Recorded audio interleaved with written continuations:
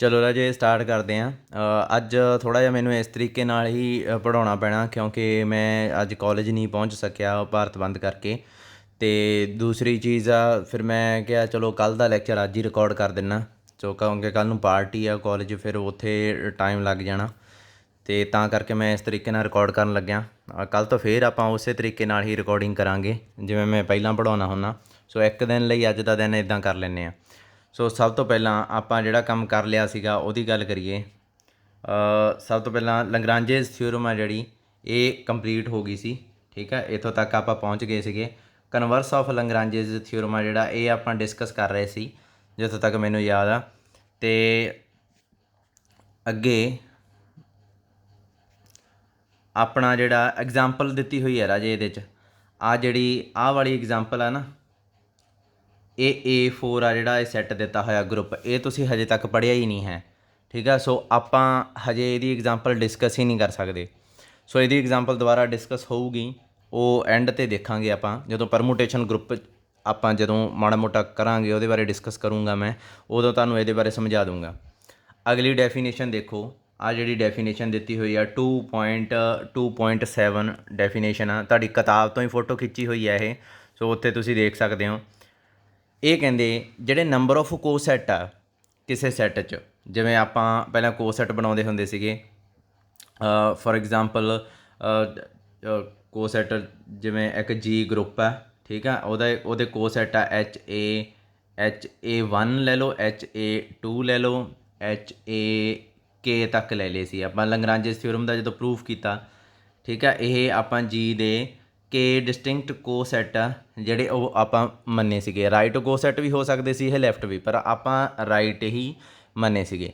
ਸੋ ਇਹ ਕੇ ਨੰਬਰ ਵੀ ਇਹ ਕਿੰਨੇ ਹੋਣਗੇ, ਕੀ ਆਪਾਂ ਨੂੰ ਇਹ ਪਤਾ ਲੱਗ ਸਕਦਾ? ਕੀ ਕੋਈ ਹੋਰ ਤਰੀਕਾ, ਕੋਈ ਸ਼ਾਰਟਕਟ ਹੈ ਜਿਹਦੇ ਨਾਲ ਆਪਾਂ ਨੂੰ ਪਤਾ ਲੱਗ ਸਕੇ ਵੀ ਇਹ ਕੇ ਨੰਬਰ ਕਿੰਨਾ ਹੋ ਸਕਦਾ? ਸੋ ਸਭ ਤੋਂ ਪਹਿਲਾਂ ਇਹ ਕਹਿੰਦੇ ਵੀ ਪਹਿਲਾਂ ਤਾਂ ਇਸ ਕੇ ਦਾ ਕੋਈ ਨਾਮ ਰੱਖੋ। ਸੋ ਇਹਨਾਂ ਨੇ ਰੱਖਤਾ index of H in G।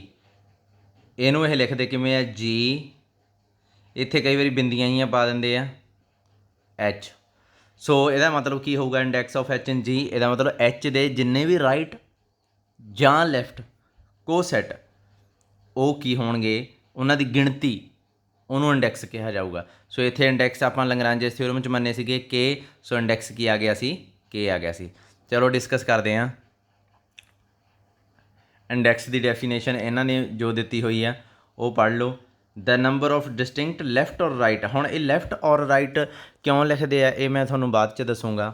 Left ਅਤੇ right coset of H in G is called index of H in G and it is denoted by this. ਅਤੇ ਆਪਾਂ ਜਿਹੜਾ ਆਹ ਮਗਰ ਲਿਖੀ ਹੋਈ ਹੈ ਨਾ ਬ੍ਰੈਕਟ ਜੀ, ਇਹ ਆਪਾਂ ਵਰਤਣਾ, ਆਹ ਜਿਹੜਾ ਇਹ ਨਹੀਂ ਵਰਤਣਾ ਹੈ ਨਿਸ਼ਾਨ। ਠੀਕ ਆ, ਸੋ ਇਹ ਕਹਿੰਦੇ ਆ, ਆਹ ਦੇਖੋ ਪਿਛਲਾ ਜਿਹੜਾ ਕਹਿੰਦੇ ਆਪਾਂ ਕੁਐਸਚਨ ਕੀਤਾ ਉਹਦੇ 'ਚ here K is the index of H in G, Lagrange's theorem 'ਚ ਕੇ ਸੀਗਾ ਇਹ।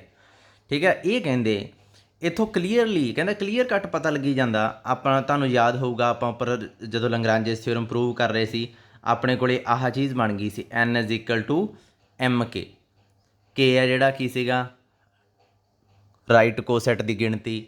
M ਜਿਹੜਾ ਹੈ order of H C, N ਜਿਹੜਾ ਆਰਡਰ ਆਫ G ਸੀ।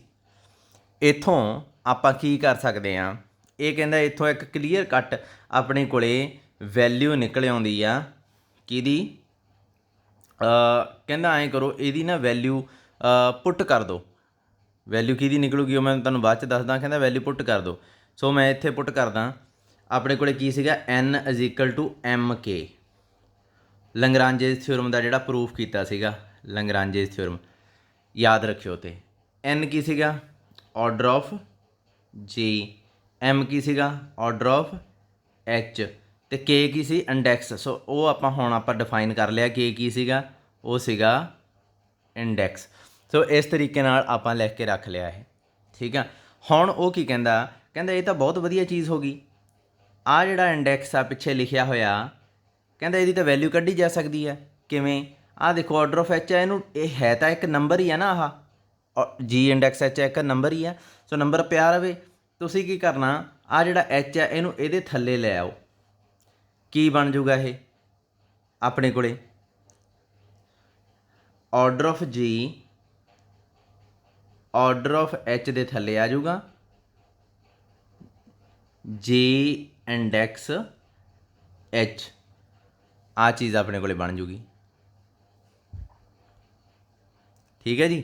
ਸੋ ਆਪਣੇ ਕੋਲੇ ਇੰਡੈਕਸ ਕੈਲਕੂਲੇਟ ਕਰਨ ਦਾ ਇੱਕ ਬਹੁਤ ਵਧੀਆ ਫਾਰਮੂਲਾ ਬਣ ਗਿਆ। ਕੀ ਕਹਿੰਦਾ, ਆਰਡਰ ਆਫ ਜੀ ਨੂੰ ਡਿਵਾਈਡ ਕਰ ਦਿਓ ਆਰਡਰ ਆਫ ਐਚ ਨਾਲ, ਜੋ ਨੰਬਰ ਬਣ ਗਿਆ ਉਹ ਇੰਡੈਕਸ ਆਫ ਹੋਊਗਾ ਐਚ ਇਨ ਜੀ।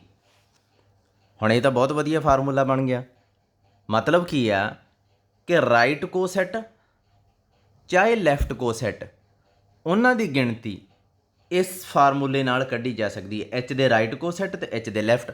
ਇੱਥੋਂ ਇੱਕ ਚੀਜ਼ ਊਂ ਹੀ ਸਮਝ ਲੱਗੀ ਜਾਂਦੀ ਹੈ ਆਪਾਂ ਨੂੰ ਸਿੱਧੇ ਜਿਹੇ ਤਰੀਕੇ ਨਾਲ ਹੀ, ਕਿ ਕੀ ਇਹਦੇ 'ਚ ਲੈਫਟ ਤੇ ਰਾਈਟ ਦੀ ਕੋਈ ਗੱਲ ਨਹੀਂ ਹੈ। ਲੰਗਰਾਜੇਸ ਥਿਓਰਮ ਆ ਜਿਹੜੀ, ਉਹ ਲੈਫਟ ਕੋਸੈਟ ਨਾਲ ਵੀ ਪਤਾ ਲੱਗ ਸਕਦੀ ਆ, ਉਹ ਰਾਈਟ ਕੋਸੈਟ ਨਾਲ ਵੀ ਪਤਾ ਲੱਗ ਸਕਦੀ ਆ, ਪ੍ਰੂਫ ਹੋ ਸਕਦੀ ਆ।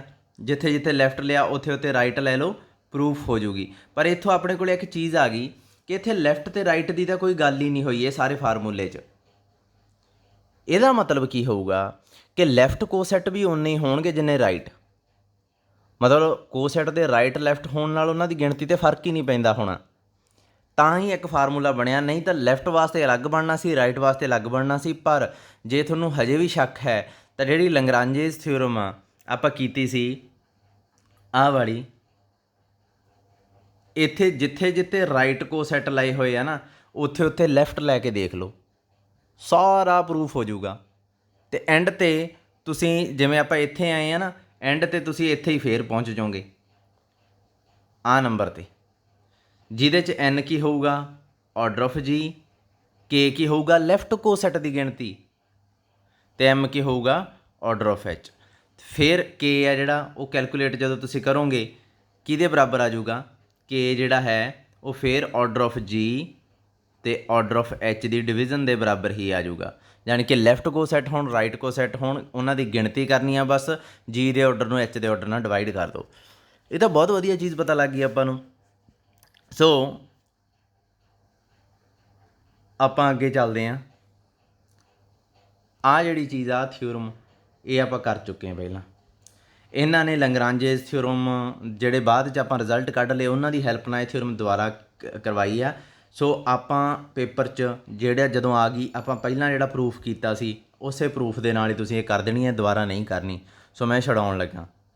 ਰਾਜੇ ਇੱਕ ਚੀਜ਼ ਆ, ਮੈਂ ਤੁਹਾਨੂੰ ਪੁੱਛਦਾ ਵੀ ਇੱਥੇ ਜਿਹੜਾ ਆਪਣੇ ਕੋਲੇ ਫਾਰਮੂਲਾ ਆਇਆ ਉਹਦਾ ਫਾਇਦਾ ਕੀ ਹੋਇਆ, ਜਿਹੜਾ ਮੈਂ ਹੁਣੇ ਫਾਰਮੂਲਾ ਆਹ ਲਿਖਿਆ ਵਾ,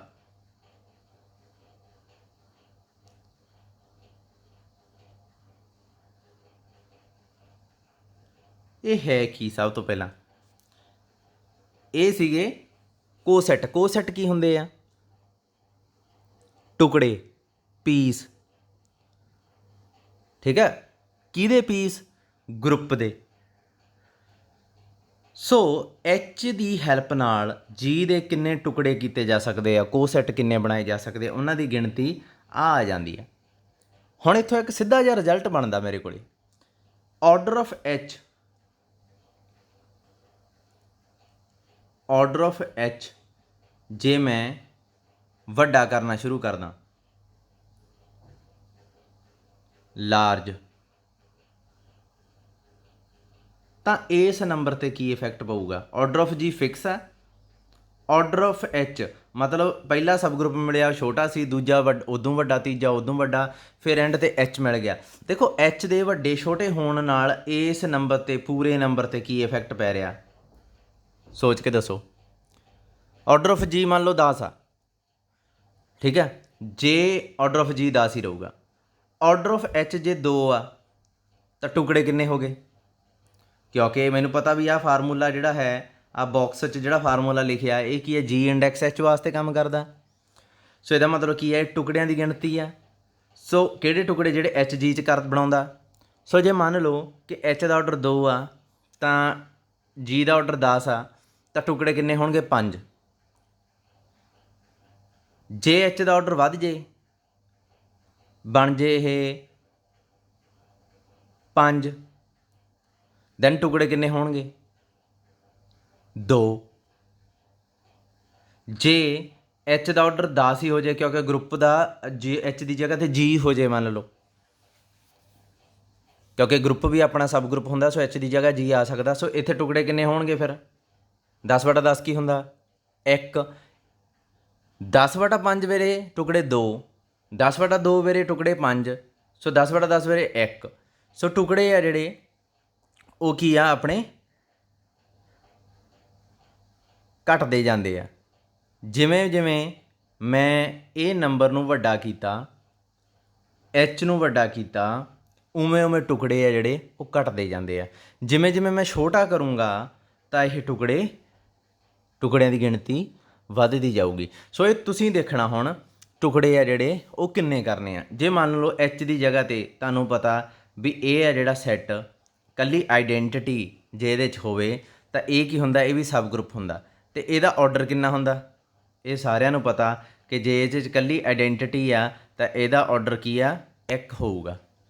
ਹੁਣ ਮੰਨ ਲਓ ਵੀ ਜਿਹੜਾ ਆਰਡਰ ਆਫ ਜੀ ਓਵਰ ਆਰਡਰ ਆਫ ਐਚ ਆ, ਇਹ ਕੈਲਕੂਲੇਟ ਕਰਨਾ। ਐਚ ਦਾ ਆਰਡਰ 1 ਆ, ਇਹਦਾ ਆਰਡਰ 10 ਆ, ਸੋ ਇਹ ਕੀ ਬਣ ਜਾਊਗਾ? 10/1। ਸੋ ਇਹ ਤਾਂ 10 ਟੁਕੜੇ ਹੋ ਗਏ, ਮਤਲਬ ਜਿੰਨੇ ਐਲੀਮੈਂਟ ਆ ਉਨੇ ਟੁਕੜੇ। ਐਚ ਆ ਜਿਹੜਾ, ਜੇ ਉਹਦੇ 'ਚ ਇਕੱਲੀ ਆਈਡੈਂਟੀਟੀ ਐਲੀਮੈਂਟ ਆ, ਓਬਵੀਅਸਲੀ ਇਹ ਸਬ ਗਰੁੱਪ ਬਣੂਗਾ ਜੀ ਦਾ। ਸੋ ਇਹਦੇ ਮੈਂ ਉਹ ਲੱਭ ਸਕਦਾ, ਰਾਈਟ ਕੋਸੈਟ ਵੀ ਲੱਭ ਸਕਦਾ, ਲੈਫਟ ਕੋਸੈਟ ਵੀ ਲੱਭ ਸਕਦਾ, ਬਟ ਉਹ ਕਿੰਨੇ ਹੋਣਗੇ ਉਹ ਇੱਥੋਂ ਹੀ ਕੈਲਕੂਲੇਟ ਹੋ ਰਹੇ ਆ। 10 ਤਾਂ ਐਲੀਮੈਂਟ ਆ, ਐਚ ਨਾਲ ਡਿਵਾਈਡ ਕੀਤਾ 1, ਕਿਉਂਕਿ ਆਰਡਰ 1 ਆ ਇਹਦਾ, ਸੋ ਇਹਦਾ ਮਤਲਬ 10/1 ਕੀ ਹੋ ਗਿਆ? 10 ਟੁਕੜੇ ਹੋ ਗਏ। ਫਿਰ ਇਸ ਜਿਹੜਾ ਹੈ ਸਬ ਗਰੁੱਪ ਇਹਨੇ ਆਪਣੀ ਕੀ ਮਦਦ ਕੀਤੀ? ਮੰਨ ਲਓ ਜੀ ਆ ਗਰੁੱਪ ਆ, ਐਚ ਇਹਦਾ ਸਬ ਗਰੁੱਪ ਹੋ ਗਿਆ। ਇਹਨੇ ਜਿਹੜੇ ਟੁਕੜੇ ਬਣਾਏ ਆ ਮੈਂ ਉਹ ਦਿਖਾਉਣਾ ਚਾਹੁੰਦਾ। ਜੀ 'ਚ ਐਲੀਮੈਂਟ ਕਿੰਨੇ ਸੀ? 10 ਐਲੀਮੈਂਟ ਸੀ। ਟੁਕੜੇ ਕਿੰਨੇ ਬਣ ਗਏ?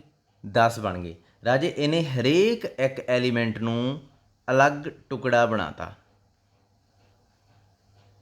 ਜਿਵੇਂ ਕੋਈ ਤੁਹਾਡਾ ਸਟੂਡੈਂਟ ਤੁਹਾਨੂੰ ਆ ਕੇ ਕਹਿੰਦਾ, ਨਹੀਂ ਜਿਵੇਂ ਮੰਨ ਲਓ ਕੋਈ ਬਾਹਰੋਂ ਬੰਦਾ ਆ ਕੇ ਕਹਿੰਦਾ ਵੀ ਮੈਂ ਤੁਹਾਡੇ ਕਾਲਜ ਦਾ ਬਿਹੇਵੀਅਰ ਜਾਣਨਾ ਚਾਹੁੰਦਾ। ਮੈਂ ਉਹਨੂੰ ਕਹਿੰਦਾ ਬਈ ਤੁਸੀਂ ਐਂ ਕਰੋ, ਬਿਹੇਵੀਅਰ ਜਾਣਨ ਦਾ ਪਹਿਲਾਂ ਟੁਕੜਿਆਂ ਨਾਲ ਉਹਨੂੰ ਬ੍ਰੇਕ ਕਰੋ ਸਾਰੇ ਕਾਲਜ ਨੂੰ। ਅਤੇ ਉਹ ਬੰਦਾ ਮੈਨੂੰ ਕਹਿੰਦਾ ਵੀ ਕਿਹਦੇ ਬੇਸ 'ਤੇ ਮੈਂ ਬ੍ਰੇਕ ਕਰਾਂ ਸਾਰੇ ਕਾਲਜ ਨੂੰ। ਜੇ ਮੰਨ ਲਓ ਮੈਨੂੰ ਪੁੱਛ ਰਿਹਾ ਹੋ, ਮੈਂ ਉਹਦੀ ਮਦਦ ਕਰਨਾ ਚਾਹੁੰਦਾ ਸੱਚੀ ਮੁੱਚੀ। ਮੈਂ ਉਹਨੂੰ ਕਹੂੰਗਾ ਵੀ ਕਲਾਸਾਂ ਦੇ ਹਿਸਾਬ ਨਾਲ ਤੋੜ। ਉਹਨੇ ਕਹਿਣਾ ਬਈ ਕਿਵੇਂ, ਮੈਨੂੰ ਦੱਸ ਫਸਟ ਈਅਰ ਦੀ ਕਲਾਸ ਨੂੰ ਕਿਵੇਂ ਆਈਡੈਂਟੀਫਾਈ ਕੀਤਾ ਜਾਂਦਾ। ਮੈਂ ਉਹਨੂੰ ਕਹੂੰਗਾ ਵੀ ਉਹ ਸਟੂਡੈਂਟ ਜਿਹੜੇ ਫਲਾਨਾ ਸਿਲੇਬਸ ਪੜ੍ਹਦੇ ਆ ਉਹ ਫਸਟ ਈਅਰ ਦੇ ਆ, ਜਿਹੜੇ ਐਡਵਾਂਸ ਕੈਲਕੂਲਸ ਪੜ੍ਹਦੇ ਆ ਉਹ ਸੈਕੰਡ ਈਅਰ ਦੇ ਆ, ਜਿਹੜੇ ਅਲਜਬਰਾ ਪੜ੍ਹ ਰਹੇ ਆ ਉਹ ਫਾਈਨਲ ਈਅਰ ਦੇ ਆ। ਸੋ ਸਿਲੇਬਸ ਦੇ ਹਿਸਾਬ ਨਾਲ ਇਹਨਾਂ ਦੇ ਟੁਕੜੇ ਕਰ ਲਾ। 3 ਟੁਕੜੇ ਸਿੱਧੇ ਹੀ ਦਿਸ ਰਹੇ ਆ। ਬਾਕੀ ਮੈਡੀਕਲ ਦੇ ਆ ਜਿਹੜੇ, ਉਹਨਾਂ ਦੇ ਮੈਂ ਫਲਾਣੇ ਸਿਲੇਬਸ ਨਾਲ ਜੋੜ ਕੇ ਕਹਿ ਦੂੰਗਾ ਵੀ ਜਿਹੜਾ ਸਟੂਡੈਂਟ ਆਹ ਪੜ੍ਹ ਰਿਹਾ ਸਮਝ ਲਾ ਉਹ ਇਸ ਕਲਾਸ ਦਾ ਫਸਟ ਈਅਰ ਦਾ, ਸੈਕੰਡ ਈਅਰ। ਸੋ ਸਾਰਾ ਕਾਲਜ ਸਿਲੇਬਸ ਦੇ ਆਧਾਰ 'ਤੇ 7-8 ਟੁਕੜਿਆਂ 'ਚ ਟੁੱਟ ਜਾਂਦਾ। ਫਿਰ ਉਹ ਬਿਹੇਵੀਅਰ ਨੂੰ ਸਮਝ ਸਕਦਾ। ਇਹ ਤਾਂ ਹੋਈ ਗੱਲ ਹੈਲਪ ਦੀ। ਜੇ ਮੈਂ ਉਹਨੂੰ ਕਹਾਂ ਕਿ ਉਹ ਮੇਰੇ ਕੋਲ ਆਇਆ, ਫਿਰ ਅਗਲੇ ਦਿਨ ਹੁਣ ਦੂਜਾ ਬੰਦਾ ਆ ਗਿਆ, ਮੈਨੂੰ ਕਹਿੰਦਾ ਵੀ ਮੈਂ ਕਾਲਜ ਦੇ ਸਟੂਡੈਂਟ ਦਾ ਬਿਹੇਵੀਅਰ ਜਾਣਨਾ। ਮੈਂ ਕਹੂੰਗਾ ਉਹਨੂੰ ਕਾਲਜ ਨੂੰ ਬ੍ਰੇਕ ਕਰ, ਪਹਿਲਾਂ ਟੁਕੜਿਆਂ 'ਚ ਤੋੜ ਲਿਆ। ਉਹਨੇ ਕਹਿਣਾ ਕਿਸ ਬੇਸ 'ਤੇ ਮੈਂ ਤੋੜਾਂ। ਮੈਂ ਉਹਨੂੰ ਕਹੂੰਗਾ DNA ਦੇ ਬੇਸ 'ਤੇ। ਹਰੇਕ ਸਟੂਡੈਂਟ ਦਾ DNA ਦੇ ਹਿਸਾਬ ਨਾਲ ਤੂੰ ਕਰ ਲਾ, ਠੀਕ ਆ। ਹੁਣ DNA ਹੈ ਜਿਹੜਾ ਉਹ ਡਿਫਰੈਂਟ ਹੋਊਗਾ ਕਿ ਹਰੇਕ ਸਟੂਡੈਂਟ ਇੱਕ ਅਲੱਗ ਤਰ੍ਹਾਂ ਦਾ ਲੱਗੂਗਾ। ਜਾਂ ਇਹ ਕਹਿ ਲਓ ਕਿ ਮੈਂ ਉਹਨੂੰ ਕਹਾਂ DNA ਦੇ ਬੇਸ 'ਤੇ ਨਹੀਂ, ਮੈਂ ਉਹਨੂੰ ਕਹਾਂ ਵੀ ਫਿੰਗਰਪ੍ਰਿੰਟਸ ਦੇ ਬੇਸ 'ਤੇ ਕਲਾਸੀਫਾਈ ਕਰਦੇ ਹੋਊਗਾ। ਸਾਰੇ ਕਾਲਜ 'ਚ ਮੰਨ ਲਓ 700 ਸਟੂਡੈਂਟ ਆ, 7 ਤੋਂ ਦੇ 700 ਹੀ ਅਲੱਗ ਹੋ ਗਏ। 700 ਟੁਕੜੇ ਬਣ ਗਏ ਸਾਰੇ ਕਾਲਜ ਦੇ। ਕਿੱਥੇ 7 ਟੁਕੜੇ ਸੀ, ਕਿੱਥੇ ਹੁਣ 700 ਟੁਕੜੇ ਆ। ਫਿੰਗਰਪ੍ਰਿੰਟਸ ਉਹ ਨੋਟ ਕਰੂਗਾ, ਸਟੂਡੈਂਟ ਨੂੰ ਫੜੂਗਾ, ਫਿੰਗਰਪ੍ਰਿੰਟਸ ਨੋਟ ਕਰੂਗਾ, ਅਗਲੇ ਸਟੂਡੈਂਟ ਨੂੰ ਫੜੂਗਾ। ਹਰੇਕ ਸਟੂਡੈਂਟ ਇੱਕ ਆਪਣੇ ਆਪ 'ਚ ਕਲਾਸ ਬਣ ਗਿਆ, ਕਿਉਂਕਿ ਉਹਦੇ ਜਿਹੜੇ ਫਿੰਗਰਪ੍ਰਿੰਟਸ ਆ ਉਹ ਸਿਰਫ ਉਹਦੇ ਹੀ ਆ। ਸੋ ਉਹਦੀ ਕਲਾਸ 'ਚ ਸਿਰਫ ਉਹੀ ਖੁਦ ਹੋਊਗਾ। ਸਿਲੇਬਸ ਦੇ ਅਕੋਰਡਿੰਗ ਤਾਂ 25 ਜਾਣੇ ਸੇਮ ਸਿਲੇਬਸ ਪੜ੍ਹੀ ਜਾਂਦੇ ਆ।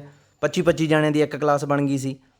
100 ਜਾਣੇ ਦੀ ਇੱਕ ਕਲਾਸ ਬਣ ਸਕਦੀ ਹੈ, ਪਰ ਫਿੰਗਰਪ੍ਰਿੰਟਸ ਦੇ ਹਿਸਾਬ ਨਾਲ ਜਾਂ ਕਹਿ ਲਓ DNA ਦੇ ਹਿਸਾਬ ਨਾਲ ਇੱਕ ਹੀ ਕਲਾਸ ਬਣ ਰਹੀ ਹੈ, ਇੱਕ ਸਟੂਡੈਂਟ ਇੱਕ ਕਲਾਸ। ਸੋ ਇੱਥੇ ਇੱਕ ਕਲਾਸ 'ਚ ਇੱਕ ਸਟੂਡੈਂਟ ਬੈਠਾ, ਧਿਆਨ ਨਾਲ ਦੇਖੋ, ਕੀ ਤੁਹਾਨੂੰ ਇਹ ਤਰੀਕਾ ਵਧੀਆ ਲੱਗ ਰਿਹਾ? ਬਕਵਾਸ ਲੱਗ ਰਿਹਾ ਰਾਜੇ। ਇਹ ਕੰਮ ਤਾਂ ਉਹ ਖੁਦ ਵੀ ਕਰ ਸਕਦਾ ਸੀ, ਮੇਰਾ ਕੀ ਰੋਲ ਰਹਿ ਗਿਆ? ਇਕੱਲੇ ਇਕੱਲੇ ਸਟੂਡੈਂਟ ਨੂੰ ਤਾਂ ਉਹ ਆਪ ਹੀ ਮਿਲ ਸਕਦਾ ਸੀ। ਸੋ ਇਹ ਜਿਹੜਾ ਹੈ ਸਬ ਗਰੁੱਪ, ਇਹ ਸਭ ਤੋਂ ਬਕਵਾਸ ਸਬ ਗਰੁੱਪ ਮੰਨਿਆ ਜਾਂਦਾ ਕੋਸੈਟ ਬਣਾਉਣ ਵਿੱਚ। ਦੂਸਰਾ ਗਰੁੱਪ, ਜੇ ਮੈਂ ਕਹਾਂ ਆਰਡਰ ਆਫ ਜੀ ਉਹ ਆਰਡਰ ਆਫ ਐਚ ਦੀ ਜਗ੍ਹਾ 'ਤੇ ਹੁਣ ਤੁਸੀਂ ਆਹ ਮੰਨ ਲਓ ਐਚ ਜਿਹੜਾ ਜੀ ਹੀ ਮੰਨ ਲਓ ਪੂਰਾ। ਸੋ ਇਹ ਕੀ ਬਣ ਜਾਊਗਾ? ਆਰਡਰ ਆਫ ਜੀ, ਐਚ ਦੀ ਜਗ੍ਹਾ 'ਤੇ ਜੀ ਭਰ ਦਿਓ, ਆਰਡਰ ਆਫ ਜੀ। ਇਹਦੇ ਨਾਲ ਕੱਟਿਆ ਗਿਆ, ਆਨਸਰ ਕੀ ਆਇਆ? 1। ਹੁਣ ਪ੍ਰੋਬਲਮ ਕੀ ਆਈ? ਇਹ ਕਿਹੋ ਜਿਹਾ ਟੁਕੜੇ ਬਣਾਤੇ? ਅਸਲ 'ਚ ਇਹ ਗਰੁੱਪ ਜੀ ਸੀ। ਇਸ ਕੇਸ 'ਚ ਜਦੋਂ ਐਚ ਜੀ ਦੇ ਬਰਾਬਰ ਹੋ ਗਿਆ ਤਾਂ ਇਸ ਗਰੁੱਪ ਦਾ ਮੰਨ ਲਓ ਇਸ 'ਚ 10 ਐਲੀਮੈਂਟ ਹੀ ਬੈਠੇ ਆ, ਹੋਈ 3 3 6 7 8 9 10। ਮੈਂ ਟੁਕੜਾ ਕੀਤਾ ਹੀ ਨਹੀਂ ਕੋਈ। ਮੈਂ ਉਹਨੂੰ ਕਹਤਾ ਵੀ ਸਾਰੇ ਕਾਲਜ ਨੂੰ ਇੱਕ ਟੁਕੜਾ ਸਮਝ ਕੇ ਬਿਹੇਵੀਅਰ ਜਾਣ ਲਾ। ਹੁਣ ਉਹ ਡਰੋਨ ਦੀ ਹੈਲਪ ਨਾਲ ਇੱਥੇ ਉੱਡਿਆ ਫਿਰਦਾ ਬੰਦਾ ਅਤੇ ਸਾਰੇ ਕਾਲਜ ਨੂੰ ਉੱਤੋਂ ਦੇਖ ਰਿਹਾ ਵੀ ਇਹ ਸਟੂਡੈਂਟ ਕੀ ਕਰ ਰਹੇ ਆ, ਇਹਨਾਂ ਦਾ ਬਿਹੇਵੀਅਰ ਕਿਹੋ ਜਿਹਾ। ਤੁਹਾਨੂੰ ਲੱਗਦਾ ਵੀ ਇਹਦੇ ਨਾਲ ਕੁਛ ਹੈਲਪ ਮਿਲੂਗੀ? ਇਕੱਲੇ ਇਕੱਲੇ ਸਟੂਡੈਂਟ ਨੂੰ ਨਹੀਂ ਦੇਖਣਾ। ਇਸ ਕੇਸ 'ਚ ਸਾਰੇ ਸਮੂਹ ਨੂੰ, ਸਾਰੇ ਕਾਲਜ ਨੂੰ ਇੱਕ ਅੱਖ ਨਾਲ ਦੇਖਣਾ, ਜਿਵੇਂ ਮੇਲਾ ਲੱਗਿਆ ਪਿਆ ਹੁੰਦਾ। ਸੋ ਇਹ ਵੀ ਇੱਕ ਬਕਵਾਸ ਹੈ। ਕੋਸੈਟ ਇਸ ਰੂਪ 'ਚ ਵੀ ਜਿੰਨੇ ਬਣਨਗੇ ਸਾਰੇ ਬਕਵਾਸ ਬਣਨਗੇ। ਕਿੰਨੇ ਬਣਨਗੇ? ਇੱਕ ਹੀ ਬਣੂਗਾ ਅਤੇ ਉਹ ਬਕਵਾਸ ਹੀ ਹੈ, ਕੁਛ ਨਹੀਂ ਉਹਦੇ ਨਾਲ ਫਾਇਦਾ ਹੋਣਾ।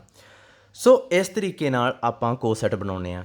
ਹੁਣ ਦੂਸਰੀ ਚੀਜ਼, ਜਾਣੀ ਕਿ H is equal to identity, ਆ ਵੀ ਨਹੀਂ ਹੋਣਾ ਚਾਹੀਦਾ, ਆਈਡੈਂਟਿਟੀ ਨਹੀਂ ਹੋਣਾ ਚਾਹੀਦਾ ਅਤੇ ਜੀ ਨਹੀਂ ਹੋਣਾ ਚਾਹੀਦਾ। ਹੋ ਸਕਦੇ ਆ ਇਹ, ਪਰ ਮੈਂ ਕਹਿ ਰਿਹਾ ਵੀ ਇਹ ਨਾ ਹੋਣ ਤਾਂ ਚੰਗਾ। ਜਾਣੀ ਕਿ ਐਚ ਕੀ ਹੋਵੇ? ਪ੍ਰੋਪਰ ਸਬ ਗਰੁੱਪ। ਜਦੋਂ ਪ੍ਰੋਪਰ ਹੁੰਦਾ ਤਾਂ ਇੱਕ ਤੋਂ ਵੱਧ ਅਤੇ ਗਰੁੱਪ ਦੇ ਆਰਡਰ ਤੋਂ ਘੱਟ ਟੁਕੜੇ ਬਣਦੇ ਆ। ਇਹ ਨਹੀਂ ਵੀ 10 ਐਲੀਮੈਂਟਾਂ ਦੇ 10 ਹੀ ਟੁਕੜੇ ਬਣੇ ਰਹਿਣਗੇ। ਇਹ ਵੀ ਨਹੀਂ ਕਿ ਗਰੁੱਪ ਨੂੰ ਇੱਕ ਹੀ ਟੁਕੜਾ ਸਮਝ ਕੇ ਪੜ੍ਹ ਲਓ, ਨਹੀਂ, ਇਹ ਵੀ ਨਹੀਂ ਹੋਊਗਾ। ਸੋ ਇਹ ਦੋਨਾਂ ਚੀਜ਼ਾਂ ਨੂੰ ਆਪਾਂ ਧਿਆਨ 'ਚ ਰੱਖ ਕੇ ਪੜ੍ਹ ਸਕਦੇ ਹਾਂ। ਹੁਣ ਅਗਲੀ ਗੱਲ, ਆਪਾਂ ਐਚ ਇੰਟਰਸੈਕਸ਼ਨ ਕੇ ਕੀਤਾ, ਯਾਦ ਆ? ਮੈਂ ਸ਼ੋਅ ਕੀਤਾ ਸੀ ਵੀ ਜੇ ਐਚ ਸਬ ਗਰੁੱਪ ਆ, ਕੇ ਸਬ ਗਰੁੱਪ ਆ, ਦੈਨ ਐਚ ਇੰਟਰਸੈਕਸ਼ਨ ਕੇ ਵੀ ਸਬ ਗਰੁੱਪ ਹੋਊਗਾ।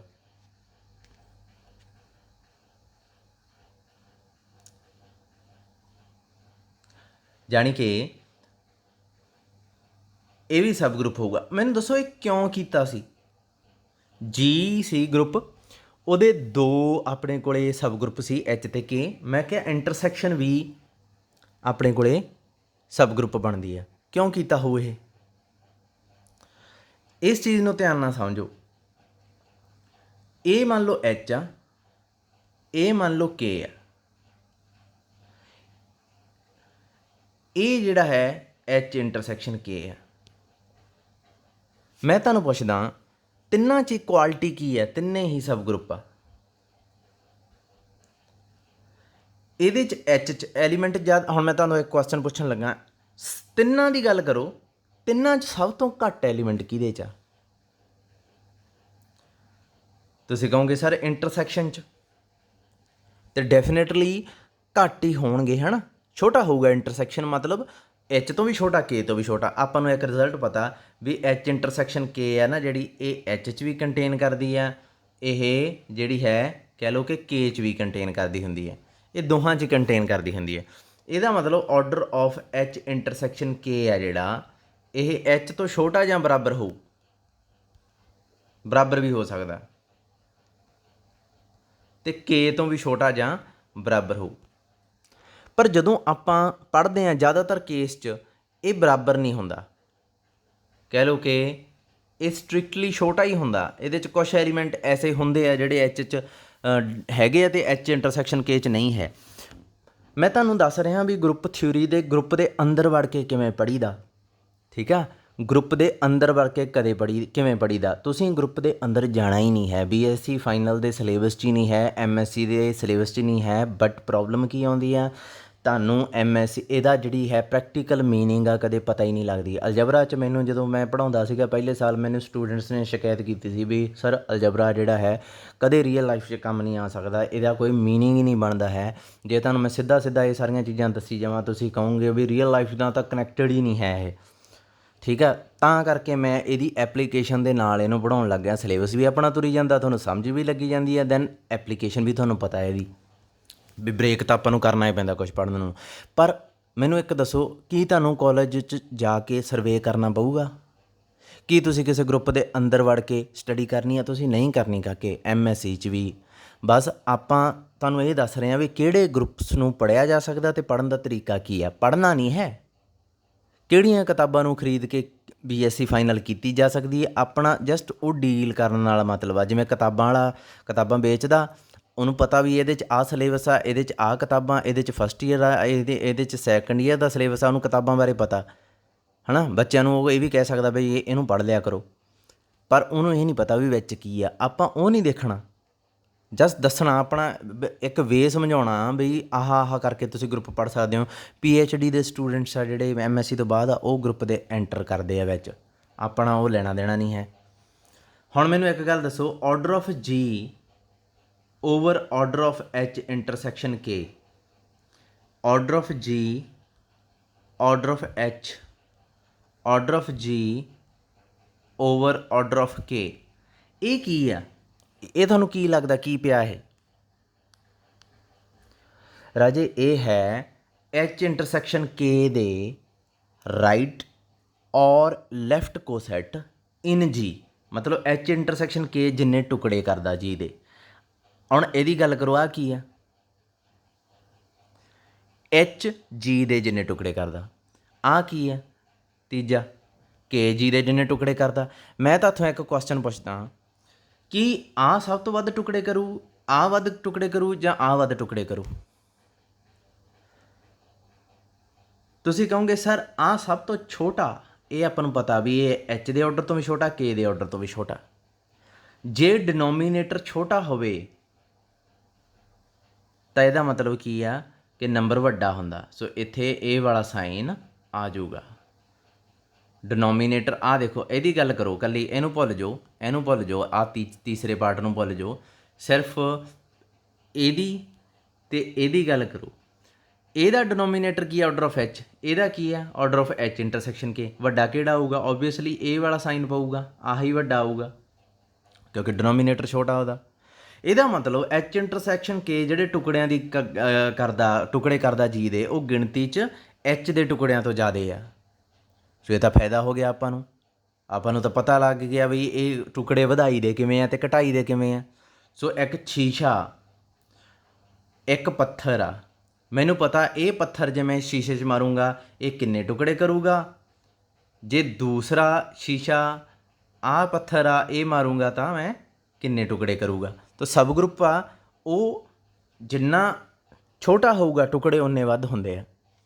ਸੋ H ਅਤੇ H ਇੰਟਰਸੈਕਸ਼ਨ K ਇਹ ਜ਼ਿਆਦਾ ਟੁਕੜੇ ਕਰੂਗਾ, ਇਹ ਘੱਟ ਕਰੂਗਾ। ਇਹ ਤਾਂ ਬਹੁਤ ਵਧੀਆ ਗੱਲ ਹੋ ਗਈ। ਇਸੇ ਕਰਕੇ ਆਪਾਂ ਨੂੰ ਉਹਨਾਂ ਨੇ ਪੜ੍ਹਾਇਆ ਵੀ ਦੱਸੋ ਆਹ ਜਿਹੜਾ ਹੈ ਇਹ ਟੁਕੜੇ ਜਿਹੜੇ ਕਰ ਰਿਹਾ ਇਹ ਕਿੰਨੇ ਕਰ ਰਿਹਾ। ਇਸੇ ਕਰਕੇ ਉਹਨਾਂ ਨੇ ਆਪਾਂ ਨੂੰ ਦੱਸਿਆ ਵੀ H ਇੰਟਰਸੈਕਸ਼ਨ K ਵੀ ਇੱਕ ਸਬ ਗਰੁੱਪ ਆ ਅਤੇ ਇਹ ਟੁਕੜੇ ਕਰ ਸਕਦਾ। ਜਿਵੇਂ ਇੱਕ ਪੱਥਰ ਸ਼ੀਸ਼ੇ 'ਚ ਮਾਰੀਏ ਟੁਕੜੇ ਕਰੂਗਾ, ਸਬ ਗਰੁੱਪ ਨੇ ਗਰੁੱਪ ਦੇ ਟੁਕੜੇ ਕਰ ਹੀ ਦੇਣੇ ਆ। ਬਸ ਆਪਾਂ ਦੇਖਣੇ ਆ ਕਿ ਕਿੰਨੇ। ਹੁਣ H intersection 1 2 3 4 up to so on HN, ਮੰਨ ਲਓ ਸਾਰੇ G ਦੇ ਸਬ ਗਰੁੱਪ ਆ ਅਤੇ ਇਹ ਇੰਟਰਸੈਕਸ਼ਨ ਆ, ਇਹ ਵੀ ਇੱਕ ਸਬ ਗਰੁੱਪ ਹੋਊਗੀ ਅਤੇ ਕੀ ਟੁਕੜੇ ਕਰੂਗੀ? ਸਭ ਤੋਂ ਵੱਧ ਟੁਕੜੇ ਕਰ ਦੂਗੀ ਇਹ। ਸਮਝ ਗਏ ਮੇਨ ਚੀਜ਼ ਕੀ ਆ? ਸੋ ਉਸ ਤੋਂ ਬਾਅਦ ਮੈਂ ਅਗਲੇ ਪਾਰਟ 'ਤੇ ਜਾਣ ਲੱਗਾ। ਪੀਸਿਸ ਵਾਲੀ ਗੱਲ ਤੁਹਾਨੂੰ ਸਮਝ ਲੱਗ ਗਈ ਗਰੁੱਪ 'ਤੇ ਕਿਵੇਂ ਬਣਾਉਣੀ ਆ। ਆ ਗਿਆ ਅਗਲਾ ਰਿਜ਼ਲਟ 2.2.9 ਥਿਊਰਮ। ਕਹਿੰਦਾ G ਜੇ ਫਾਈਨਾਈਟ ਗਰੁੱਪ ਆ, ਸਭ ਤੋਂ ਪਹਿਲਾਂ ਆਹ ਜਿਹੜੀ ਕੰਡੀਸ਼ਨ ਆ ਨਾ ਇਹਨੂੰ ਬਹੁਤ ਧਿਆਨ ਨਾਲ ਪੜ੍ਹਿਆ ਕਰੋ। ਜੇ ਇਨਫਾਈਨਾਈਟ ਹੋਵੇ ਉਹਦੇ ਵਾਸਤੇ ਇਹ ਰਿਜ਼ਲਟ ਨਹੀਂ ਗਾ। ਦੈਨ ਕਹਿੰਦਾ ਕਿਸੇ ਵੀ ਐਲੀਮੈਂਟ, ਕਹਿੰਦਾ ਕੋਈ ਵੀ ਐਲੀਮੈਂਟ ਚੱਕ ਲਓ, ਉਹਦੇ 'ਚ ਉਹਦਾ ਆਰਡਰ ਜਿਹੜਾ ਐਲੀਮੈਂਟ ਦਾ ਗਰੁੱਪ ਦੇ ਆਰਡਰ ਨੂੰ ਡਿਵਾਈਡ ਕਰੂਗਾ। ਲਓ ਜੀ ਇਹ ਬਹੁਤ ਇੰਪੋਰਟੈਂਟ ਥਿਊਰਮ ਆ। ਐਲੀਮੈਂਟ ਦਾ ਆਰਡਰ ਗਰੁੱਪ ਦੇ ਆਰਡਰ ਨੂੰ ਹਮੇਸ਼ਾ ਡਿਵਾਈਡ ਕਰਦਾ ਹੁੰਦਾ। ਇਹਦਾ ਮਤਲਬ ਕੀ ਆ ਕਿ ਆਪਾਂ ਅੰਦਾਜ਼ਾ ਲਾ ਸਕਦੇ ਹਾਂ ਕਿ ਕਿਹੜਾ ਐਲੀਮੈਂਟ ਦਾ ਆਰਡਰ ਕੀ ਹੋ ਸਕਦਾ। ਅੰਦਾਜ਼ਾ ਤੁਹਾਨੂੰ ਮੈਂ ਬਾਅਦ 'ਚ ਲਾ ਕੇ ਦਿਖਾਊਂ, ਪਹਿਲਾਂ ਕੁਐਸਚਨ ਸਮਝੋ। ਇਹ ਕਹਿੰਦੇ ਜੀ ਵੀ a finite group of order N order ਦਾ ਆਪਾਂ ਮੰਨ ਲਿਆ। ਇਹ ਕਹਿੰਦਾ ਕੋਈ ਐਲੀਮੈਂਟ ਲੈ ਲਓ, ਉਹਦਾ ਆਰਡਰ ਵੀ ਕੁਛ ਨਾ ਕੁਛ ਹੋਊਗਾ। ਕਿਉਂ ਹੋਊਗਾ ਮੈਂ ਤੁਹਾਨੂੰ ਪੁੱਛਦਾ, ਕਿਉਂ ਹੋਊਗਾ? ਕੀ ਪਤਾ ਇਹਦਾ ਆਰਡਰ ਏ ਦਾ ਆਰਡਰ ਆ ਜਿਹੜਾ ਇਹ ਇਨਫਿਨਿਟੀ ਹੋਵੇ। ਏ ਦਾ ਆਰਡਰ ਐਮ ਕਿਵੇਂ ਮੰਨ ਲਿਆ ਇਹਨਾਂ ਨੇ? ਕਿਉਂਕਿ ਫਾਈਨਾਈਟ ਗਰੁੱਪ 'ਚ ਹਰੇਕ ਐਲੀਮੈਂਟ ਦਾ ਆਰਡਰ ਐਗਜ਼ਿਸਟ ਕਰਦਾ ਹੁੰਦਾ। ਉਸ ਤੋਂ ਬਾਅਦ ਆਪਾਂ ਪ੍ਰੂਵ ਕੀ ਕਰਨਾ ਕਿ ਆਰਡਰ ਆਫ ਏ ਜਾਣੀ ਕਿ ਐਮ ਆਰਡਰ ਆਫ ਜੀ ਜਾਣੀ ਕਿ ਐਨ ਨੂੰ ਡਿਵਾਈਡ ਕਰਦਾ। ਕੱਲ ਹੀ ਇਹ ਚੀਜ਼ ਸ਼ੋ ਕਰਨੀ ਹੈ, ਜਾਣੀ ਕਿ ਐਮ ਡਿਵਾਈਡ ਐਨ। ਇਹਦੇ ਵਾਸਤੇ ਕਹਿੰਦਾ ਸਭ ਤੋਂ ਪਹਿਲਾਂ ਨਾ ਇੱਕ ਸਬਸੈਟ ਜੀ ਦਾ ਕੰਸੀਡਰ ਕੀਤਾ। ਉਹਦੇ 'ਚ ਕੀ ਆ, ਏ ਦੀਆਂ ਪਾਵਰ ਪਈਆਂ। ਏ ਕਿਹੜਾ? ਆਹੀ ਐਲੀਮੈਂਟ। ਹੁਣ ਇੱਕ ਚੀਜ਼ ਤੁਸੀਂ ਸਮਝੋ ਕਿ ਇਹ ਕਹਿੰਦਾ ਵੀ ਨੋ that H is a sub group of ਜੀ। ਇਹ ਤਾਂ ਬੜੀ ਅਜੀਬ ਚੀਜ਼ ਹੋ ਗਈ, ਅਤੇ ਧਿਆਨ ਵੀ ਰੱਖਣਾ ਤੁਸੀਂ ਗਾਂ ਤੋਂ। ਐਚ ਆ, ਐਚ ਇਹਦੇ 'ਚ ਏ ਦੀਆਂ ਪਾਵਰਸ ਪਈਆਂ।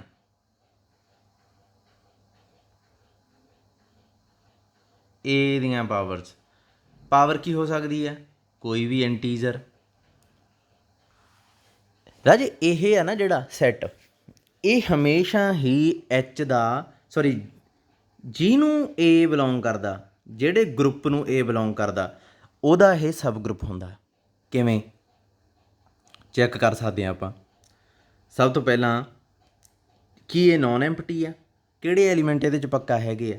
ਦੇਖੋ ਕੋਈ ਵੀ ਏ ਦੀ ਪਾਵਰ ਇਹਦੇ ਵਿੱਚ ਆ, ਏ ਦੀ ਪਾਵਰ 0 ਇਹਦੇ 'ਚ ਹੋਊਗੀ 100%। ਸੋ ਇਹਦਾ ਮਤਲਬ ਏ ਦੀ ਪਾਵਰ 0 ਕੀ ਹੁੰਦੀ? ਆਈਡੈਂਟੀਟੀ ਐਚ 'ਚ ਆ ਗਈ, ਐਚ ਹੋ ਗਿਆ ਨੋਨ ਐਮਪਟੀ। ਦੂਸਰੀ ਗੱਲ ਕਿ ਆਪਣੇ ਕੋਲੇ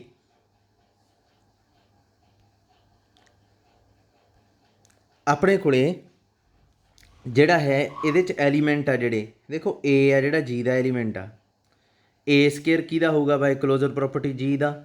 ਏ ਕਿਊਬ ਕਿਹਦਾ ਹੋਊਗਾ? ਬਾਈ ਕਲੋਜ਼ਰ ਪ੍ਰੋਪਰਟੀ ਜੀ ਦਾ। ਸੋ ਇਸ ਤਰੀਕੇ ਨਾਲ ਸਾਰੀਆਂ ਏ ਦੀਆਂ ਜਿਹੜੀਆਂ ਪਾਵਰਾਂ ਉਹ ਜੀ 'ਚ ਚਲੀਆਂ ਜਾਣਗੀਆਂ। ਇਹਦਾ ਮਤਲਬ ਏ ਦੀ ਪਾਵਰ ਐਮ ਆ ਜਿਹੜਾ ਉਹ ਜੀ 'ਚ ਜਾਊਗਾ। ਕੋਈ ਵੀ ਐਮ ਹੋਵੇ ਜ਼ੈਡ ਨੂੰ ਬਿਲੋਂਗ ਕਰਦਾ, ਇੰਟੀਜ਼ਰ ਨੂੰ ਬਿਲੋਂਗ ਕਰਦਾ। ਸੋ ਇਹਦਾ ਮਤਲਬ ਐਚ ਦਾ ਹਰੇਕ ਐਲੀਮੈਂਟ ਜੀ 'ਚ ਚਲਾ ਜਾਊਗਾ। ਸੋ ਇਹਦਾ ਮਤਲਬ ਐਚ ਕੀ ਹੋ ਗਿਆ? ਜੀ ਦਾ ਸਬਸੈਟ ਵੀ ਹੋ ਗਿਆ। ਇਸ ਤੋਂ ਬਾਅਦ ਹੁਣ ਐਚ ਸੈੱਟ ਕਿਹੇ ਜਾ, ਇਹ ਯਾਦ ਰੱਖਿਓ, ਮੈਂ ਮਿਟਾਉਣ ਲੱਗਾ ਇਹਨੂੰ। ਦੋ ਐਲੀਮੈਂਟ ਲੈ ਲਓ ਇਹਦੇ 'ਚੋਂ, ਕੀ ਹੈ? ਐਕਸ, ਇੱਕ ਲੈ ਲਿਆ ਏ ਦੀ ਪਾਵਰ m1, ਵਾਈ ਏ ਦੀ ਪਾਵਰ m2। ਠੀਕ ਹੈ ਜੀ। ਦੋਹਾਂ ਦੀ ਪ੍ਰੋਡਕਟ ਕੀਤੀ, ਕੀ ਬਣ ਗਿਆ? ਏ ਦੀ ਪਾਵਰ m1 ਪਲੱਸ m2। ਮੈਨੂੰ ਦੱਸੋ ਕੀ ਇਹ ਜੀ ਨੂੰ ਬਿਲੋਂਗ ਕਰੂ, ਐਚ ਨੂੰ ਬਿਲੋਂਗ ਕਰਦਾ? ਇਹ 100% ਕਰਦਾ। ਕਿਉਂ? ਕਿਉਂਕਿ ਏ ਦੀ ਕੋਈ ਨਾ ਕੋਈ ਪਾਵਰ ਆ ਨਾ, ਅਤੇ ਪਾਵਰ ਐਸੀ ਆ ਜਿਹੜੀ ਇੰਟੀਜ਼ਰ ਆ। ਹੁਣ ਤੁਹਾਨੂੰ ਕਿਵੇਂ ਪਤਾ ਲੱਗਿਆ ਵੀ m1 ਅਤੇ m2 ਆ ਜਿਹੜਾ ਇਹ ਇੰਟੀਜ਼ਰ ਆ? ਕਿਉਂਕਿ m1 ਇੰਟੀਜ਼ਰ ਆ ਅਤੇ m2 ਇੰਟੀਜ਼ਰ ਆ, ਦੋਨਾਂ ਨੂੰ ਜੋੜੂੰਗਾ ਤਾਂ ਇੰਟੀਜ਼ਰ ਬਣੂਗਾ। ਏ ਦੀ ਇੰਟੈਗਰਲ ਪਾਵਰ ਆ, ਇਹਨੂੰ ਇੰਟੈਗਰਲ ਪਾਵਰ ਵੀ ਕਹਿ ਦਿੰਦੇ ਆ, ਅਤੇ ਉਹ ਓਬਵੀਅਸਲੀ ਫਿਰ ਐਚ ਨੂੰ ਬਿਲੋਂਗ ਕਰੂਗੀ। ਸੋ ਇੱਥੇ ਆਪਣੇ ਕੋਲ ਕੀ ਆ ਗਿਆ? ਐਕਸ ਵਾਈ ਦੋ ਐਲੀਮੈਂਟ ਐਚ 'ਚੋਂ ਲਏ ਸੀ ਅਤੇ ਉਹਨਾਂ ਦੀ ਪ੍ਰੋਡਕਟ ਫਿਰ ਐਚ 'ਚ ਚਲੀ ਗਈ। ਮੈਂ ਇੱਕ ਦਿਨ ਤੁਹਾਨੂੰ ਰਿਜ਼ਲਟ ਦੱਸਿਆ ਸੀਗਾ ਕਿ ਐਚ ਜੇ is finite, result C H is sub group of ਜੀ, ਅਤੇ ਆਰਡਰ ਆਫ ਜੀ ਹੈ ਜਿਹੜਾ ਇਹ ਫਾਈਨਾਈਟ ਹੈ। ਦੈਨ ਐਚ ਨੂੰ ਸਬ ਗਰੁੱਪ ਸ਼ੋ ਕਰਨ ਵਾਸਤੇ ਆਪਾਂ ਨੂੰ ਆਹ ਪ੍ਰੋਪਰਟੀ ਪ੍ਰੂਵ ਕਰਨ ਦੀ ਲੋੜ ਨਹੀਂ, ਆਪਾਂ ਆਹ ਵੀ ਕਰ ਸਕਦੇ ਹਾਂ। ਆਹ ਜਿਹੜੀ ਥਿਊਰਮ ਕੀਤੀ ਸੀ, ਇਸ ਤੋਂ आई थिंक बाद च आह वाली थ्योरम पई आ, एक उपर हो सकती है ਜਾਂ ਇੱਕ ਬਾਅਦ ਚ ਹੋ ਸਕਦੀ, ਪਰ ਇਹ ਥਿਊਰਮ ਦੇ ਨਾਲ ਹੀ ਇਹ ਥਿਊਰਮ ਸੀ ਵੀ ਐਚ ਜੇ ਫਾਈਨਾਈਟ ਹੋਵੇ ਨਾ, ਸਿਰਫ ਕਲੋਜ਼ਰ ਪ੍ਰੋਪਰਟੀ ਦੀ ਕੋਈ ਲੋੜ ਹੁੰਦੀ ਹੈ ਚੈੱਕ ਕਰਨ ਨੂੰ, ਉਹ ਗਰੁੱਪ ਬਣ ਜਾਂਦਾ, ਸਬ ਗਰੁੱਪ ਬਣ ਜਾਂਦਾ। ਸੋ ਇੱਥੇ ਆਪਣੇ ਕੋਲ ਕਲੀਅਰ ਆ ਕਿ ਐਕਸ ਵਾਈ ਹੈ ਜਿਹੜਾ ਉਹ ਐਚ ਨੂੰ ਬਿਲੋਂਗ ਕਰ ਗਿਆ, ਇਹਦਾ ਮਤਲਬ ਐਚ ਕੀ ਹੋ ਗਿਆ, ਸਬ ਗਰੁੱਪ।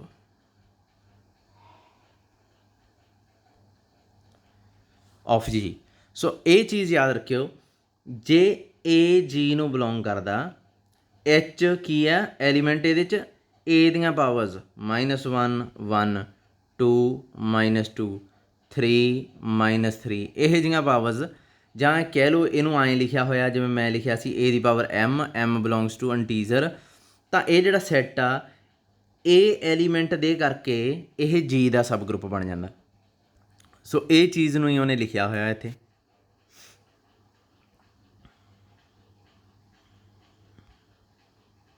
ਆ ਦੇਖੋ ਆ ਗਿਆ, let H be a subset of G consisting all integral powers of A, then we know that H is a subgroup of G। so ਆਹ ਚੀਜ਼ ਇਹਨੇ ਲਾਈਨ ਲਿਖਤੀ ਸੀ we know that, ਸੋ ਮੈਨੂੰ ਪਤਾ ਤੁਹਾਨੂੰ ਨਹੀਂ ਪਤਾ ਸੀ ਤਾਂ ਕਰਕੇ ਮੈਂ ਸ਼ੋਅ ਕਰਤਾ ਵੀ H ਸਬ ਗਰੁੱਪ ਹੁੰਦਾ G ਦਾ। then ਇਹ ਕਹਿੰਦਾ we shall show that H contains M distinct elements and they are these। ਸੋ ਆਪਾਂ ਸ਼ੋਅ ਕਰਨਾ ਵੀ ਇਹ ਸਾਰੇ ਐਲੀਮੈਂਟ ਹਨ ਜਿਹੜੇ ਇਹ ਐਵੇਂ ਹੀ ਫਾਲਤੂ ਐਲੀਮੈਂਟ ਵੀ ਵਿੱਚ ਲਿਖੇ ਪਏ ਆ, ਅਸਲ 'ਚ ਐਚ 'ਚ ਐਮ ਐਲੀਮੈਂਟਸ ਆ, ਅਤੇ ਉਹ ਕਿਹੜੇ ਆ, ਉਹ ਸਿਰਫ ਅਤੇ ਸਿਰਫ ਆਹੀ ਐਲੀਮੈਂਟਸ ਆ। ਆ ਜਿਹੜੀ ਏ ਦੀ ਪਾਵਰ -3 ਹੈ, ਇਹ ਕਿਸੇ ਨਾ ਕਿਸੇ ਏ ਦੀ ਪਾਵਰ 7 ਦੇ ਬਰਾਬਰ ਆ ਜਾਂਦੀ ਹੈ, ਲੱਗਦਾ ਨਹੀਂ ਹੈ ਪਰ ਆ ਜਾਂਦੀ ਹੈ, ਕਿਉਂਕਿ ਏ ਦਾ ਆਰਡਰ ਆ ਨਾ ਇੱਕ, ਅਤੇ ਉਹਦੇ ਕਰਕੇ ਜਿਵੇਂ ਏ ਦੀ ਪਾਵਰ 5 ਆ, ਉਹ ਏ ਦੀ ਪਾਵਰ ਕਈ ਵਾਰੀ 1 ਦੇ ਬਰਾਬਰ ਆ ਜਾਂਦੀ ਹੈ, ਅਤੇ ਏ ਦੀ ਪਾਵਰ 6 ਆ ਜਿਹੜਾ ਉਹ ਏ ਦੀ ਪਾਵਰ 2 ਦੇ ਬਰਾਬਰ ਆ ਜਾਂਦੀ ਹੈ, ਐਂ ਐਲੀਮੈਂਟ ਇਕੁਅਲ ਆਉਣ ਲੱਗ ਜਾਂਦੇ ਆਰਡਰ ਕਰਕੇ। ਸੋ ਆਪਾਂ ਸ਼ੋਅ ਕਰਨਾ ਵੀ ਇਹੀ ਹੈ ਐਲੀਮੈਂਟ, ਹੋਰ ਐਲੀਮੈਂਟ ਹੀ ਨਹੀਂ ਹੈ। ਇਹਦੇ ਵਾਸਤੇ ਇਹ ਕੀ ਕਹਿੰਦਾ, ਅਸੀਂ ਕੀ ਕਰਾਂਗੇ, ਕੋਈ ਪਹਿਲਾਂ ਕਹਿੰਦਾ 2 ਐਲੀਮੈਂਟ ਚੱਕ ਲਓ ਅਤੇ ਮੰਨ ਲਓ ਇਕੁਅਲ ਆ। ਹੁਣ ਇਹਦੇ 'ਚ ਏ ਦੀਆਂ ਪਾਵਰਸ ਆ, ਠੀਕ ਹੈ, ਸਭ ਤੋਂ ਪਹਿਲਾਂ ਪਤਾ ਕੀ ਇਹ ਸ਼ੋਅ ਕਰਨ ਲੱਗਾ, ਮੈਨੂੰ ਵੀ ਥੋੜ੍ਹੀ ਜਿਹੀ ਕਨਫਿਊਜ਼ਨ ਹੋ ਗਈ। ਸਭ ਤੋਂ ਪਹਿਲਾਂ ਇਹ ਸ਼ੋਅ ਕਰ ਰਿਹਾ ਦੀਜ਼ ਐਮ ਆਰ ਐਲੀਮੈਂਟਸ। ਸਭ ਤੋਂ ਪਹਿਲਾਂ ਆਪਾਂ ਸ਼ੋਅ ਕਰਨਾ ਬਈ ਇਹ ਐਲੀਮੈਂਟਸ ਆ ਨਾ ਜਿਹੜੇ,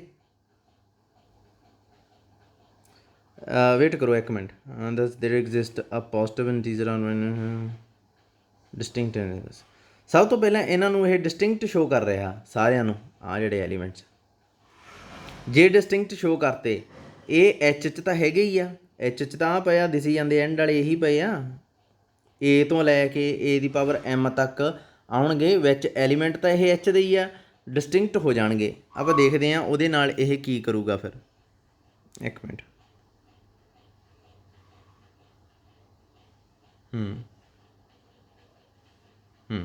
ਅੱਛਾ, ਪਤਾ ਕੀ ਆ, ਆਹ ਦੇਖੋ ਇਹਨੇ ਸਭ ਤੋਂ ਪਹਿਲਾਂ ਇਹ ਇਹਨਾਂ ਨੂੰ ਸ਼ੋਅ ਕਰਨ ਲੱਗਾ ਵੀ ਇਹ ਡਿਸਟਿੰਕਟ ਆ, ਠੀਕ ਆ, ਇਹ ਸਾਰੇ ਡਿਸਟਿੰਕਟ ਆ। ਦੇਖੋ ਇਹ ਸਾਰੇ ਐਲੀਮੈਂਟ ਐਚ ਦੇ ਆ, ਕਿੱਥੋਂ ਪਤਾ ਲੱਗਿਆ, ਕਿਉਂਕਿ ਐਚ 'ਚ ਕਿਹੜੇ ਐਲੀਮੈਂਟ ਪਏ ਆ, ਐਚ 'ਚ ਕਿਹੜੇ ਐਲੀਮੈਂਟ ਪਏ ਆ, ਏ ਦੀਆਂ ਪਾਵਰਸ ਪਈਆਂ। ਸੋ ਇਹ ਸਾਰੀਆਂ ਏ ਦੀਆਂ ਪਾਵਰਸ ਹੀ ਆ, ਏ ਦੇ ਉੱਪਰ ਕੋਈ ਨਾ ਕੋਈ ਇੰਟੈਗਰਲ ਪਾਵਰ ਪਈ ਆ। ਸੋ ਇਹ ਸਾਰੇ ਐਲੀਮੈਂਟ ਐਚ ਦੇ ਹੋ ਗਏ ਅਤੇ ਸਾਰੇ ਡਿਸਟਿੰਕਟ ਵੀ ਹੋ ਗਏ। ਇਹਦਾ ਮਤਲਬ ਇੱਥੋਂ ਕੀ ਪਤਾ ਲੱਗਦਾ ਆਪਾਂ ਨੂੰ ਵੀ ਐਚ 'ਚ ਕਮ ਸੇ ਕਮ ਐਮ ਐਲੀਮੈਂਟ ਹੈਗੇ ਆ, ਇੱਥੋਂ ਇਹ ਪਤਾ ਲੱਗਦਾ, ਸਿਰਫ ਇੰਨੀ ਚੀਜ਼ ਪਤਾ ਲੱਗਦੀ ਹੈ, ਕਮ ਸੇ ਕਮ ਇੰਨੇ ਐਲੀਮੈਂਟ ਹੈਗੇ ਆ ਐਚ 'ਚ। ਇਸ ਤੋਂ ਬਾਅਦ ਜਦੋਂ ਮੈਂ ਸ਼ੋਅ ਕਰੂੰਗਾ ਵੀ ਇਸ ਤੋਂ ਇਲਾਵਾ ਕੋਈ ਐਲੀਮੈਂਟ ਹੈ ਹੀ ਨਹੀਂ ਐਚ 'ਚ, ਦੈਨ ਸ਼ੋਅ ਹੋ ਜਾਊਗਾ order of H is equal to M. ਅਸਲ 'ਚ ਮੈਂ ਇਹ ਚੀਜ਼ ਸ਼ੋਅ ਕਰਨੀ ਚਾਹੁੰਦਾ, ਮੈਂ ਸ਼ੋਅ ਕਰਨਾ ਸਭ ਤੋਂ ਪਹਿਲਾਂ ਮੈਂ ਸ਼ੋਅ ਕਰੂੰਗਾ ਵੀ ਇਹ ਸਾਰੇ ਐਲੀਮੈਂਟ ਡਿਸਟਿੰਕਟ ਆ। ਡਿਸਟਿੰਕਟ ਸ਼ੋਅ ਕਰਨ ਨਾਲ, ਕਿਉਂਕਿ ਇਹ ਐਲੀਮੈਂਟ ਐਚ ਦੇ ਨੇ ਸਾਰੇ ਅਤੇ ਸਾਰੇ ਡਿਸਟਿੰਕਟ ਆ, ਇਹਦਾ ਮਤਲਬ ਮੈਨੂੰ ਪਤਾ ਲੱਗ ਜੂਗਾ ਵੀ ਐਚ 'ਚ ਕਮ ਸੇ ਕਮ ਐਮ ਐਲੀਮੈਂਟ ਹੈਗੇ ਆ। ਉਸ ਤੋਂ ਬਾਅਦ ਮੈਂ ਸ਼ੋਅ ਕਰੂੰਗਾ ਵੀ ਇਹਨਾਂ ਐਲੀਮੈਂਟਸ ਤੋਂ ਬਿਨਾਂ ਐਚ 'ਚ ਹੋਰ ਕੋਈ ਐਲੀਮੈਂਟ ਹੀ ਹੈ ਨਹੀਂ, ਅਤੇ ਇੱਥੋਂ ਕੀ ਸ਼ੋਅ ਹੋ ਜਾਊਗਾ ਵੀ ਐਚ 'ਚ ਵੱਧ ਤੋਂ ਵੱਧ ਵੀ ਐਮ ਐਲੀਮੈਂਟ ਆ। ਦੇਖੋ ਥੋੜ੍ਹਾ ਜਿਹਾ ਧਿਆਨ ਨਾਲ ਸੋਚੋ, ਜਦੋਂ ਮੈਂ ਇਹ ਸ਼ੋ ਕਰ ਦੂੰਗਾ ਵੀ ਐਚ 'ਚ ਐਲੀਮੈਂਟ ਇਹਨਾਂ ਤੋਂ ਇਲਾਵਾ ਕੋਈ ਹੈ ਹੀ ਨਹੀਂ, ਇਹਦਾ ਮਤਲਬ ਉਹਦੇ 'ਚ ਵੱਧ ਤੋਂ ਵੱਧ ਵੀ ਐਮ ਹੋ ਗਏ, ਘੱਟ ਤੋਂ ਘੱਟ ਤਾਂ ਐਮ ਇੱਥੇ ਹੀ ਹੋ ਗਏ ਸੀ, ਵੱਧ ਤੋਂ ਵੱਧ ਵੀ ਇੰਨੇ ਹੀ ਹੋ ਗਏ। ਇਹਦਾ ਮਤਲਬ ਇੱਥੇ ਮੈਂ ਸ਼ੋ ਕਰਤਾ less than equal to M, ਇੱਥੇ ਮੈਂ ਸ਼ੋ ਕਰਤਾ greater then equal to M, ਇਹਦਾ ਮਤਲਬ order of H should be equal to M ਹੋ ਜਾਊਗਾ। ਸੋ ਇਹ ਚੀਜ਼ ਆਪਾਂ ਚੈੱਕ ਕਰਨੀ ਆ। ਇੱਕ ਵਾਰੀ ਰਿਪੀਟ ਕਰ ਦਿੰਦਾ, ਇਹ ਚੀਜ਼ ਮੈਂ ਸ਼ੋ ਕਰਨ ਲੱਗਾ ਵੀ ਇਹ ਸਾਰੇ ਐਲੀਮੈਂਟ ਡਿਸਟਿੰਕਟ ਆ। ਇਹ ਚੀਜ਼ ਕਲੀਅਰ ਕੱਟ ਦਿਸ ਜਾਂਦਾ ਵੀ ਐਚ ਦੇ ਐਲੀਮੈਂਟ ਆ। ਜਦੋਂ ਮੈਂ ਡਿਸਟਿੰਕਟ ਸ਼ੋ ਕਰ ਦੂੰਗਾ ਮੈਨੂੰ ਪਤਾ ਲੱਗ ਜੂਗਾ ਵੀ ਐਚ 'ਚ ਕਮ ਸੇ ਕਮ ਐਮ ਐਲੀਮੈਂਟ ਹੈਗੇ ਆ। ਉਸ ਤੋਂ ਬਾਅਦ ਇਹ ਚੀਜ਼ ਰੱਖ ਲੂੰਗਾ ਮੈਂ 1 ਨੰਬਰ ਪਾ ਕੇ, ਮੈਨੂੰ ਪਤਾ ਲੱਗ ਗਿਆ। ਫਿਰ ਮੈਂ ਸ਼ੋ ਕਰੂੰਗਾ ਵੀ ਐਚ 'ਚ ਕੋਈ ਐਲੀਮੈਂਟ ਚੱਕ ਲਓ, ਆਹ ਦੇਖੋ ਇਹਨੇ ਚੱਕਿਆ ਵੀ ਹੈ ਏ ਦੀ ਪਾਵਰ ਟੀ, ਉਹ ਐਲੀਮੈਂਟ ਇਹਨਾਂ 'ਚੋਂ ਹੀ ਕਿਸੇ ਦੇ ਬਰਾਬਰ ਹੋਈ ਜਾਂਦਾ। ਇਹਦਾ ਮਤਲਬ ਐਚ 'ਚ ਇਹਨਾਂ ਤੋਂ ਇਲਾਵਾ ਕੋਈ ਐਲੀਮੈਂਟ ਹੀ ਹੈ ਨਹੀਂ। ਇਹ ਚੀਜ਼ ਕੀ ਸ਼ੋ ਕਰਦੀ ਆ ਵੀ ਐਚ 'ਚ ਐਲੀਮੈਂਟ ਐਮ ਤੋਂ ਵੱਧ ਹੋ ਹੀ ਨਹੀਂ ਸਕਦੇ, ਕਿਉਂਕਿ ਕੋਈ ਵੀ ਐਲੀਮੈਂਟ ਲੈਣਾ ਜਾਂ ਆਹ ਬਣ ਜਾਂਦਾ ਜਾਂ ਆਹ ਜਾਂ ਆਹ ਜਾਂ ਆਹ। ਇਹਦਾ ਮਤਲਬ ਐਚ 'ਚ ਐਮ ਤੋਂ ਵੱਧ ਐਲੀਮੈਂਟ ਹੀ ਹੈ ਨਹੀਂ। ਇਹਨੂੰ ਮੈਂ ਪਾ ਲੂੰਗਾ ਨੰਬਰ 2। ਸੋ 1 ਐਂਡ 2 ਤੋਂ ਕੀ ਸ਼ੋ ਹੋ ਗਿਆ, order of H is equal to M. So ਇਹ ਆਰਡਰ ਆ ਜਿਹੜਾ ਇਹ ਕਿਹਦਾ ਸੀਗਾ ਬੇਸਿਕਲੀ ਇਹ ਆਰਡਰ ਸੀਗਾ ਏ ਦਾ ਐਮ, ਤੇ ਬਣ ਕਿਹਦਾ ਜਾਊਗਾ ਹੁਣ ਐਚ ਦਾ। ਇਹ ਕਿਉਂ ਬਣਾਇਆ ਇਹ ਬਾਅਦ 'ਚ ਦੱਸਦਾ, ਪਹਿਲਾਂ ਇਹ ਦੇਖੋ ਸ਼ੋ ਕਿਵੇਂ ਕਰਦਾ। ਸਭ ਤੋਂ ਪਹਿਲੇ ਪਾਰਟ 'ਚ ਇਹਨੇ ਸ਼ੋ ਕਰਨਾ ਵੀ ਇਹ ਸਾਰੇ ਦੇ ਸਾਰੇ ਐਲੀਮੈਂਟ ਡਿਸਟਿੰਕਟ ਆ। ਇਹ ਕਹਿੰਦਾ ਐਂ ਕਰੋ ਦੋਵਾਂ ਨੂੰ ਬਰਾਬਰ ਮੰਨ ਲਓ। ਆਰ ਕੋਈ ਨਾ ਕੋਈ ਇਸੇ 'ਚੋਂ ਪਾਵਰ ਚੁਣੀ ਹੋਈ ਆ। ਆਰ ਕੀ ਹੋ ਸਕਦੀ ਹੈ 1 ਹੋ ਸਕਦੀ ਹੈ, 2 ਹੋ ਸਕਦੀ ਹੈ, 3 ਹੋ ਸਕਦੀ ਹੈ, ਐਮ ਹੋ ਸਕਦੀ ਹੈ। ਸੋ ਇੱਥੇ ਇਹਨੇ ਆਰ ਦੀ ਰੇਂਜ ਲਿਖਤੀ 1 ਤੋਂ ਐਮ। ਫਿਰ ਇਹ ਕੀ ਹੋ ਸਕਦੀ ਹੈ ਐਸ, ਉਹ ਵੀ 1 ਤੋਂ ਐਮ, ਕਿਉਂਕਿ ਉਹ ਵੀ ਕੋਈ ਨਾ ਕੋਈ ਏ ਦੀ ਪਾਵਰ ਹੀ ਹੈ। ਸੋ ਆਰ ਅਤੇ ਐਸ 'ਚੋਂ ਕੋਈ ਇੱਕ ਤਾਂ ਵੱਡਾ ਹੋਊਗਾ, ਇਹਨੇ ਆਰ ਮੰਨ ਲਿਆ। ਇਹ ਕੰਮ ਆਪਾਂ ਬਹੁਤ ਵਾਰੀ ਕੀਤਾ। ਸੋ ਇੱਥੇ ਅਗਲੇ ਸਟੈਪ 'ਚ ਇਹਦੀ ਮਾਈਨਸ ਐਸ ਨਾਲ ਪ੍ਰੋਡਕਟ ਕਰਤਾ। ਇੱਥੇ ਆਪਣੇ ਕੋਲ ਆਹ ਚੀਜ਼ ਬਣ ਗਈ, 1000 ਵਾਰ ਆਪਾਂ ਬਣਾਈ ਹੈ। ਹੁਣ ਇੱਕ ਚੀਜ਼ ਆ ਵੀ ਜਦੋਂ ਆਰ ਐਮ ਤੋਂ ਛੋਟਾ, ਐਸ ਵੀ ਐਮ ਤੋਂ ਛੋਟਾ, ਆਰ ਮਾਈਨਸ ਐਮ ਆ ਜਿਹੜਾ ਉਹ ਜਿਹੜਾ ਹੈ ਉਹ ਐਮ ਤੋਂ ਛੋਟਾ ਹੋਊਗਾ ਕਿ ਨਹੀਂ, 100% ਛੋਟਾ ਹੋਊਗਾ। ਸੋ ਇਹਦਾ ਮਤਲਬ ਕੀ ਆ, ਆਪਣੇ ਕੋਲੇ ਸਭ ਤੋਂ ਛੋਟਾ ਤਾਂ ਐਮ ਸੀ ਜਿਹੜਾ ਏ ਦੀ ਪਾਵਰ ਰੱਖੀਏ ਅਤੇ ਆਈਡੈਂਟਿਟੀ ਬਣਾਉਂਦਾ ਸੀ, ਪਰ ਇੱਥੇ ਤਾਂ ਉਸ ਤੋਂ ਵੀ ਛੋਟਾ ਲੱਭ ਗਿਆ। ਸੋ ਇਹਦਾ ਮਤਲਬ ਕੀ ਹੋ ਗਿਆ ਕਿ ਕੰਟਰਾਡਿਕਸ਼ਨ ਆ ਗਈ। ਕੰਟਰਾਡਿਕਸ਼ਨ ਆਉਣ ਦਾ ਕੀ ਮਤਲਬ ਆ ਕਿ ਇਹ ਦੋ ਐਲੀਮੈਂਟ ਬਰਾਬਰ ਹੋ ਹੀ ਨਹੀਂ ਸਕਦੇ, ਇਹ ਸਾਰੇ ਡਿਸਟਿੰਕਟ ਆ। ਸੋ ਇਹੀ ਚੀਜ਼ ਆਪਾਂ ਲਿਖੀ, ਕਿਉਂਕਿ ਐਮ ਲੀਸਟ ਸੀ ਨਾ ਜਿਹੜਾ ਇਹ ਕੰਮ ਕਰੇ, ਉਸ ਤੋਂ ਛੋਟਾ ਕਿਵੇਂ ਲੱਭ ਗਿਆ। ਆਹ ਦੇਖੋ ਇਹਨੇ ਲਿਖਿਆ ਵੀ ਆ ਦਸ there exist a positive integer R minus S, R minus S positive ਆ 100%। ਇੱਥੋਂ ਦੇਖੋ ਇੱਥੋਂ ਆਊਗਾ ਇਹ ਆਹ ਚੀਜ਼ ਤੋਂ ਇਹ ਪੋਜ਼ੀਟਿਵ, ਉਸ ਤੋਂ ਵੀ ਛੋਟਾ ਮਿਲ ਗਿਆ ਐਮ ਤੋਂ ਵੀ ਛੋਟਾ ਮਿਲ ਗਿਆ ਆਰ ਮਾਈਨਸ ਐਸ। ਇਹ ਕਿਵੇਂ ਪੋਸੀਬਲ ਆ ਜਿਹੜਾ ਏ ਦੀ ਪਾਵਰ ਰੱਖੇ ਤੇ ਆਈਡੈਂਟਿਟੀ ਬਣਾਈ ਜਾਂਦਾ। ਸੋ ਇਹਦਾ ਮਤਲਬ ਇਹ ਪੋਸੀਬਲ ਹੀ ਨਹੀਂ ਹੈ, ਕਿਉਂਕਿ ਆਰਡਰ ਤਾਂ ਐਮ ਆ। ਸੋ ਆਹ ਚੀਜ਼ ਵੀ ਪੋਸੀਬਲ ਨਹੀਂ ਹੈ। ਇਹਦਾ ਮਤਲਬ ਇਹ ਦੋਵੇਂ ਕਦੇ ਵੀ ਬਰਾਬਰ ਨਹੀਂ ਹੋ ਸਕਦੇ। ਇਹਦਾ ਮਤਲਬ ਸਾਰੇ ਦੇ ਸਾਰੇ ਡਿਸਟਿੰਕਟ ਸ਼ੋ ਹੋ ਗਏ। Thus M is the least positive integer therefore, ਆਹ ਦੇਖੋ ਇਹਨੇ ਲਿਖ ਵੀ ਦਿੱਤਾ ਐਂਡ ਤੇ a r not equal to a s. ਇਹਦਾ ਮਤਲਬ ਕੀ ਆ, ਦਸ ਇਹ ਸਾਰੇ ਦੇ ਸਾਰੇ ਆਹ ਦੇਖੋ ਐਂਡ ਵਾਲੀ ਲਾਈਨ 'ਚ ਇਹਨੇ ਪਾਤਾ ਕਿ ਸਾਰੇ ਦੇ ਸਾਰੇ ਡਿਸਟਿੰਕਟ ਹੋਣਗੇ। ਅੱਛਾ ਇੱਥੋਂ ਮੇਰੇ ਕੋਲ ਕੀ ਆ ਗਿਆ, ਇੱਥੋਂ ਮੈਨੂੰ ਇਹ ਪਤਾ ਲੱਗ ਗਿਆ ਵੀ ਐਚ 'ਚ ਕਮ ਸੇ ਕਮ ਐਮ ਐਲੀਮੈਂਟ ਹੈਗੇ। ਹੁਣ ਆਪਾਂ ਦੇਖਦੇ ਹਾਂ ਵੀ ਇਹਨਾਂ ਤੋਂ ਇਲਾਵਾ ਕੁਝ ਹੋਰ ਹੈਗਾ। ਥੱਲੇ ਗਏ ਆਪਾਂ, ਕਹਿੰਦਾ ਮੈਂ ਐਵੇਂ ਹੀ ਇੱਕ ਐਲੀਮੈਂਟ ਚੱਕ ਲਿਆ ਏ ਟੀ ਨੂੰ ਐਮ ਨਾਲ ਡਿਵਾਈਡ ਕਰਤਾ, ਆਹ ਚੀਜ਼ ਬਣ ਜੂਗੀ। ਆਪਾਂ ਅੱਗੇ ਵੀ ਇੱਕ ਵਾਰੀ ਬਣਾਈ ਆ, ਇਹ ਬਣ ਜਾਂਦੀ ਹੁੰਦੀ ਆ। ਐਮ ਆ ਜਿਹੜਾ ਡਿਵਾਈਜ਼ਰ, ਪੀ ਕੋਸ਼ੈਂਟ, ਕਿਊ ਰਿਮਾਈਂਡਰ ਲੈ ਲਿਆ, ਠੀਕ ਆ। ਅਤੇ ਕਿਊ ਆ ਜਿਹੜਾ ਇਹ ਕੀ ਹੋਊਗਾ 0 ਤੋਂ ਲੈ ਕੇ ਡਿਵਾਈਜ਼ਰ ਤੱਕ। ਆਹ ਦੇਖੋ ਇਹਨੇ ਲਿਖਿਆ ਵੀ ਹੈ, ਇਹਦੀ ਰੇਂਜ ਵੀ ਲਿਖੀ ਹੈ। ਇਹ ਡਿਵੀਜ਼ਨ ਐਲਗੋਰਿਦਮ ਦੀ ਥਿਊਰਮ, ਆਹ ਦੇਖੋ ਡਿਵੀਜ਼ਨ ਐਲਗੋਰਿਦਮ ਦੀ ਹੈਲਪ ਨਾਲ ਇਹ ਚੀਜ਼ ਇਹਨਾਂ ਨੇ ਕੀਤੀ ਹੈ। ਅਤੇ ਮੈਂ ਤੁਹਾਨੂੰ ਦੱਸਿਆ ਸੀ ਵੀ ਆਪਾਂ ਕਰ ਸਕਦੇ ਹਾਂ। ਆਪਾਂ ਇਹ ਸੇਮ ਕੰਮ ਕੀਤਾ ਹੋਇਆ ਰਾਜੇ ਅੱਗੇ ਪਹਿਲਾਂ। ਆਹ ਦੇਖੋ ਏ ਦੀ ਪਾਵਰ ਟੀ ਤੋਂ ਚੱਲ ਪਿਆ, ਟੀ ਦੀ ਵੈਲਿਊ ਭਰਤੀ। ਜਦੋਂ ਇਹਨੇ ਵੈਲਿਊ ਭਰੀ ਫਿਰ ਇਹਨੇ ਅਲੱਗ-ਅਲੱਗ ਕਰ ਲਏ ਦੋਨੇ। ਆਹ ਦੇਖੋ ਏ ਦੀ ਪਾਵਰ ਐਮ ਪੀ ਅਲੱਗ ਕਰ ਲਿਆ, ਕਿਊ ਅਲੱਗ ਕਰ ਲਿਆ। ਫਿਰ ਏ ਦੀ ਪਾਵਰ ਐਮ ਇੱਥੇ ਅੰਦਰ ਰੱਖ ਲਿਆ, ਪੀ ਬਾਹਰ ਕੱਢਤਾ, ਕਿਊ ਏ ਦੀ ਪਾਵਰ ਕਿਊ ਅੱਡ ਕਰਤਾ।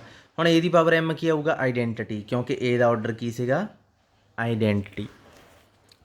ਇੱਥੇ ਐਂਡ 'ਤੇ ਆਪਣੇ ਕੋਲ ਏ ਦੀ ਪਾਵਰ ਕਿਊ ਰਹਿ ਗਿਆ। ਕਿਊ ਕੀ ਆ, ਆਹ ਦੇਖੋ ਇਹਨੇ ਲਿਖਿਆ ਕਿਊ ਕੀ ਹੋ ਸਕਦਾ 0 1 2 up to so on m-1। So ਇਹਦਾ ਮਤਲਬ ਕੀ ਆ ਕਿ ਇਹ ਜਾਂ ਤਾਂ a ਦੀ ਪਾਵਰ 1 ਹੋ ਸਕਦਾ, ਜਾਂ 2 ਹੋ ਸਕਦਾ, ਜਾਂ a ਦੀ ਪਾਵਰ m ਹੋ ਸਕਦਾ। ਹੁਣ ਮੈਂ ਤੁਹਾਨੂੰ ਦੱਸਦਾ ਵੀ ਇਹਨਾਂ ਨੇ m-1 ਆ ਜਿਹੜੀ ਉਹ ਇੱਥੇ ਆ ਗਈ ਹੋਊ ਨਾ m ਤੋਂ ਪਹਿਲਾਂ, m-1 ਆਈ ਤਾਂ ਹੋਊ m ਤੋਂ ਪਹਿਲਾਂ, ਜਿਵੇਂ 2 ਤੋਂ ਪਹਿਲਾਂ 1 ਆਉਂਦਾ। ਇਹਨਾਂ ਨੇ ਲਿਖੀ ਕਿਉਂ ਨਹੀਂ? ਅਤੇ a ਦੀ ਪਾਵਰ 0 ਕਿੱਥੇ ਆ? ਰਾਜੇ ਇੱਕ ਚੀਜ਼ ਯਾਦ ਰੱਖਿਓ, a ਦੀ ਪਾਵਰ 0 ਕੀ ਆਊਗਾ? ਆਈਡੈਂਟਿਟੀ। a ਦੀ ਪਾਵਰ m ਕੀ ਆਉਂਦਾ ਹੁੰਦਾ? ਉਹ ਵੀ ਆਈਡੈਂਟਿਟੀ। ਸੋ a ਦੀ ਪਾਵਰ ਲਿਖ ਲਓ 0, ਚਾਹੇ a ਦੀ ਪਾਵਰ m ਲਿਖ ਲਓ, ਇੱਕੋ ਹੀ ਗੱਲ ਹੁੰਦੀ ਆ। ਸੋ ਇਹਨਾਂ ਨੇ a ਦੀ ਪਾਵਰ 0 ਦੀ ਜਗ੍ਹਾ a ਦੀ ਪਾਵਰ m ਲਿਖਤਾ। ਸੋ ਆਪਣੇ ਕੋਲੇ ਕੀ ਆ ਗਿਆ? ਕੋਈ ਵੀ ਐਲੀਮੈਂਟ ਚੱਕਦੇ ਹੋ ਏ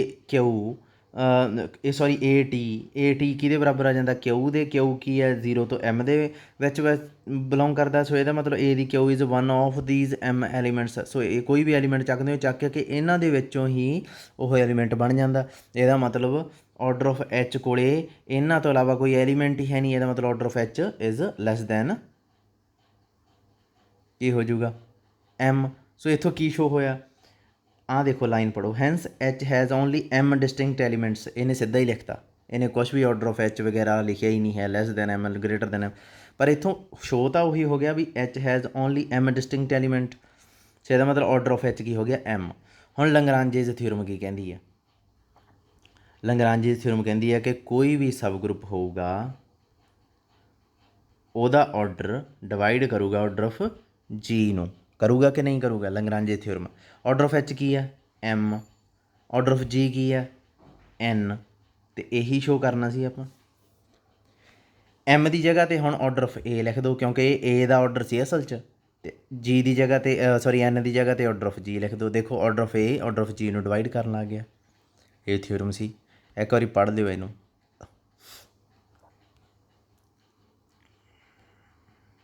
ਹੋਰ ਦੇਖ ਲਓ ਕੋਈ ਥਿਊਰਮ ਹੈ? ਮੋਸਟ ਇੰਪੋਰਟੈਂਟ ਥਿਊਰਮ ਹੈ ਇਹ।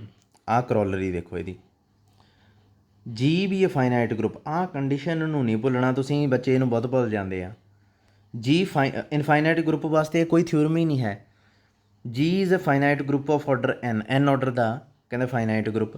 ਕਹਿੰਦਾ ਜਦੋਂ a ਦੀ ਪਾਵਰ ਆਰਡਰ ਆਫ ਜੀ ਰੱਖਦੇ ਆ ਨਾ, ਤਾਂ ਕਹਿੰਦਾ ਆਈਡੈਂਟਿਟੀ ਬਣੂਗੀ। ਇਹ ਸਭ ਤੋਂ ਧਮਾਕੇਦਾਰ ਰਿਜ਼ਲਟ ਆ, ਬੈਸਟ ਹੈ। a ਦੀ ਪਾਵਰ n ਰੱਖੋਗੇ ਤਾਂ ਆਈਡੈਂਟਿਟੀ ਬਣੂਗੀ। ਕਹਿੰਦਾ ਦੇਖੋ, ਕਹਿੰਦਾ ਆਰਡਰ ਆਫ a m ਮੰਨ ਲਓ। ਕਹਿੰਦਾ ਉੱਪਰ ਜਿਹੜੀ ਥਿਊਰਮ ਕੀਤੀ ਆ ਆਪਾਂ, ਸੋ ਇਹ ਕਰੋਲਰੀ ਕਰਨ ਤੋਂ ਪਹਿਲਾਂ ਉਹ ਥਿਊਰਮ ਤੁਸੀਂ ਕਰਨੀ ਆ, ਜੇ ਪੇਪਰ 'ਚ ਆ ਜਾਂਦੀ ਆ। ਸਟੇਟਮੈਂਟ ਉਹਦੀ ਆਪ ਲਿਖੋ, ਦੈਨ ਸਟੇਟਮੈਂਟ ਲਿਖ ਕੇ ਉਹਨੂੰ ਸਟੇਟਮੈਂਟ ਲਿਖ ਕੇ ਉਹਨੂੰ ਪ੍ਰੂਫ ਕਰੋ। ਦੈਨ ਇਸ ਸਟੇਟਮੈਂਟ ਦੇ ਮੂਹਰੇ ਹੀ ਇੱਥੇ ਜਾਂ ਰਿਜ਼ਲਟ 1 ਲਿਖ ਲਓ, ਜਾਂ ਰਿਜ਼ਲਟ 1 ਲਿਖ ਲਓ। ਚਲੋ ਰਿਜ਼ਲਟ 1 ਲਿਖ ਕੇ ਸਟੇਟਮੈਂਟ ਲਿਖੋ, ਉਹਦਾ ਪ੍ਰੂਫ ਕਰੋ। ਦੈਨ ਬਾਏ ਰਿਜ਼ਲਟ 1 ਜਦੋਂ ਪ੍ਰੂਫ ਹੋ ਗਿਆ ਕੰਪਲੀਟ, ਜਿਵੇਂ ਇਹਨੇ ਲਿਖਿਆ ਨਾ ਬਾਏ ਅਬਵ ਥਿਊਰਮ, ਇੱਥੇ ਲਿਖੋਗੇ ਤੁਸੀਂ ਬਾਏ ਰਿਜ਼ਲਟ 1 ਪ੍ਰੂਫ ਕਰੋਗੇ। ਹੁਣ ਆਰਡਰ ਆਫ ਏ ਕੀ ਹੈ? m। ਆਪਾਂ ਉੱਪਰ ਪ੍ਰੂਵ ਕੀਤਾ ਆਰਡਰ ਆਫ ਏ ਡਿਵਾਈਡ ਕਰੂਗਾ ਆਰਡਰ ਆਫ ਜੀ ਨੂੰ, ਯਾਨੀ ਕਿ m ਡਿਵਾਈਡ ਕਰੂਗਾ n ਨੂੰ। ਅੱਛਾ, ਜਦੋਂ m, ਇਹਦਾ ਮਤਲਬ n/m ਆ ਜਿਹੜਾ, ਉਹ ਕੀ ਹੋਊਗਾ? ਕੋਈ ਇੰਟੀਜ਼ਰ ਹੋਊਗਾ। ਇਹਦਾ ਮਤਲਬ ਆਈ ਹੁੰਦਾ ਨਾ, m ਉਦੋਂ ਹੀ ਡਿਵਾਈਡ ਕਰਦਾ ਹੁੰਦਾ n ਨੂੰ ਜਦੋਂ n/m ਇੰਟੀਜ਼ਰ ਹੋਵੇ। ਸੋ n ਕੀ ਆਊਗਾ? m k ਦੇ ਬਰਾਬਰ। ਸੋ ਇਹਨੇ ਲਿਖਤਾ k ਕੋਈ ਇੰਟੀਜ਼ਰ ਮੰਨ ਲਿਆ। ਹੁਣ ਅਗਲੇ ਸਟੈਪ 'ਚ ਇਹਨੇ a ਦੀ ਪਾਵਰ n ਰੱਖ ਕੇ ਚੱਲ ਪਿਆ। ਹੋਇਆ ਕੀ?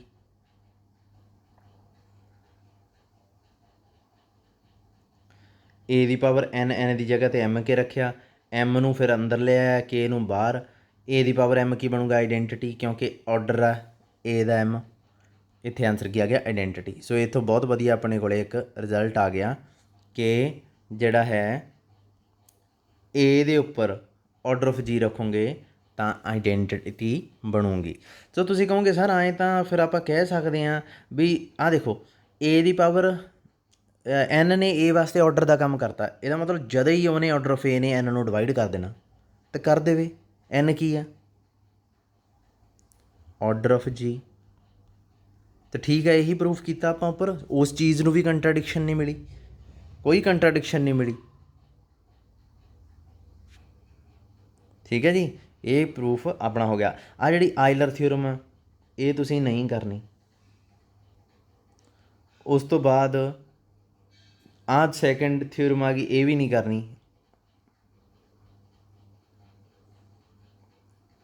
ਆਹ ਜਿਹੜੀ ਥਿਊਰਮ ਆ ਇਹ ਆਪਾਂ ਦੇਖ ਲੈਂਦੇ ਆ, ਕੱਲ੍ਹ ਨੂੰ ਕਰਵਾ ਦੂੰਗਾ, ਐਗਜ਼ਾਮਪਲ ਆ ਇਹ ਥਿਊਰਮ ਨਹੀਂ। ਇਸ ਤੋਂ ਬਾਅਦ ਮੈਂ ਸਾਈਕਲਿਕ ਗਰੁੱਪ ਸਟਾਰਟ ਕਰ ਦੇਣਾ, ਠੀਕ ਆ। ਵੈਸੇ ਆ ਈਜ਼ੀ ਆ ਯਾਰ, ਜੇ ਇੱਕ ਵਾਰੀ ਤੁਸੀਂ ਆਪ ਟਰਾਈ ਕਰਕੇ ਦੇਖ ਲਓ ਤਾਂ ਇਹ ਸੌਖਾ ਹੀ ਹੋ ਜਾਣਾ, ਕੋਈ ਇਹਦੇ 'ਚ ਹੈ ਨਹੀਂ ਹੈ। ਐਚ ਅਤੇ ਕੇ ਦੇ ਦੋ, ਇਹਦੀ ਸਟੇਟਮੈਂਟ ਕੀ ਆ, ਕਹਿੰਦਾ ਜੇ ਐਚ ਇੱਕ ਰਾਈਟ ਕੋਸੈਟ ਐਚ ਦਾ ਲਓ, ਇੱਕ ਰਾਈਟ ਕੋਸੈਟ ਕੇ ਦਾ ਲਓ, ਕਹਿੰਦਾ ਜਦੋਂ ਉਹਦੀ ਇੰਟਰਸੈਕਸ਼ਨ ਕਰਦੇ ਆ ਨਾ ਤਾਂ ਐਚ ਇੰਟਰਸੈਕਸ਼ਨ ਕੇ ਦਾ ਰਾਈਟ ਕੋਸੈਟ ਬਣ ਜਾਂਦਾ। ਅਤੇ ਬਣਦਾ ਵੀ ਕੀ ਹੈ, ਏ ਦੀ ਹੈਲਪ ਨਾਲ, ਮਤਲਬ ਰਾਈਟ ਕੋਸੈਟ ਏ ਦਾ ਕਿਹੋ ਜਿਹਾ ਹੋਊਗਾ, ਏ ਲੱਗੀ ਹੁੰਦੀ ਹੈ ਪਿੱਛੇ। ਕਹਿੰਦਾ ਏ ਦੀ ਹੈਲਪ ਨਾਲ ਬਣੇ ਹੋਏ ਦੋ ਰਾਈਟ ਕੋਸੈਟ ਆ, ਕਹਿੰਦਾ ਜਦੋਂ ਇਹਦੀ ਇੰਟਰਸੈਕਸ਼ਨ ਕਰਦੇ ਆ ਨਾ ਤਾਂ ਉਹ ਐਚ ਇੰਟਰਸੈਕਸ਼ਨ ਕੇ ਜਿਹੜਾ ਏ ਨਾਲ ਰਾਈਟ ਕੋਸੈਟ ਬਣਾਉਂਦਾ ਉਹ ਬਣ ਜਾਂਦਾ।